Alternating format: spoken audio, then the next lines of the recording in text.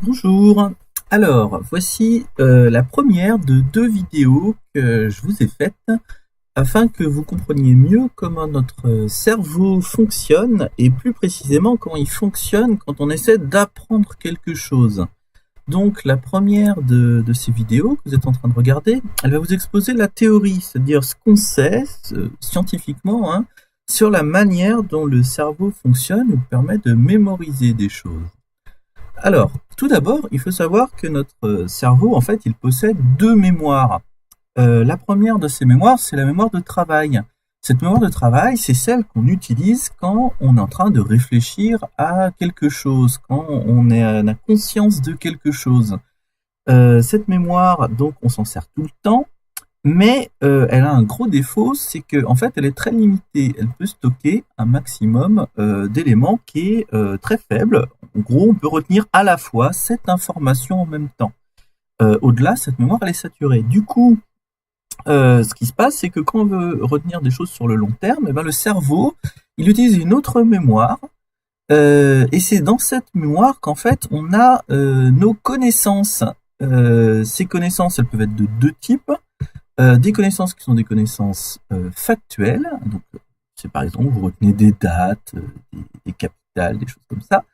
Mais c'est également là que sont stockées toutes nos connaissances dites procédurales. Alors, une connaissance procédurale, c'est les gestes. Voilà, quand vous vous entraînez en sport à faire un geste, je sais pas, à marquer un panier au basket, eh ben, c'est mémorisé dans le cerveau. Et donc ça, c'est une connaissance procédurale. Bon, alors ces mémoires, évidemment, elles fonctionnent pas toutes seules. À la base, pour mémoriser quelque chose, il faut que l'information elle soit présente dans l'environnement. L'environnement, donc tout ce qu'il y a autour de nous. Par exemple, cette vidéo. Si vous mémorisez quelque chose de cette vidéo, c'est votre environnement. Et donc, en fait, une fois qu'il y a une information qui va être mémorisée par le cerveau, il faut d'abord qu'elle passe par la mémoire de travail. Et ce n'est qu'ensuite qu'elle va passer cette information dans la mémoire de long terme. Une fois que une information est stockée dans la mémoire de long terme, c'est ce qu'on appelle l'apprentissage. Et donc ça marche dans ce sens, mais bien sûr, une fois qu'on a une information qui est stockée dans la mémoire de long terme, si on veut la réutiliser, eh ben, il faut qu'elle repasse dans la mémoire de travail, qui nous permet de réfléchir, et donc là, on a une restitution de l'information.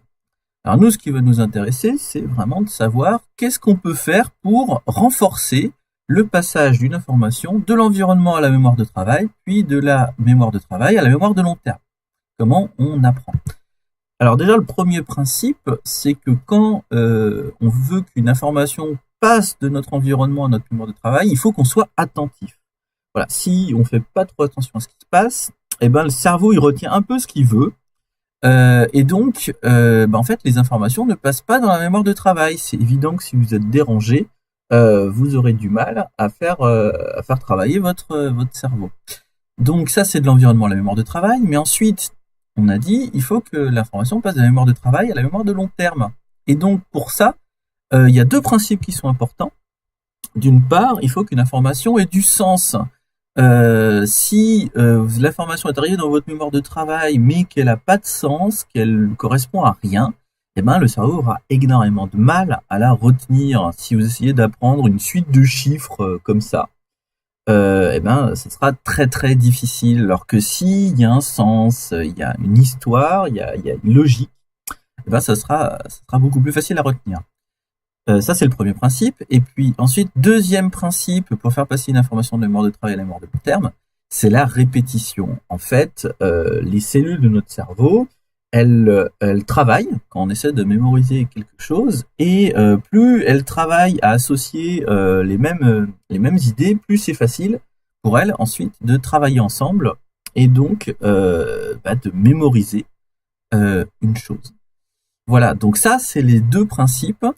Le sens et la répétition qui en fait vont être primordiaux pour ensuite passer à la pratique, donc qui va être exposée dans une autre vidéo. À tout à l'heure.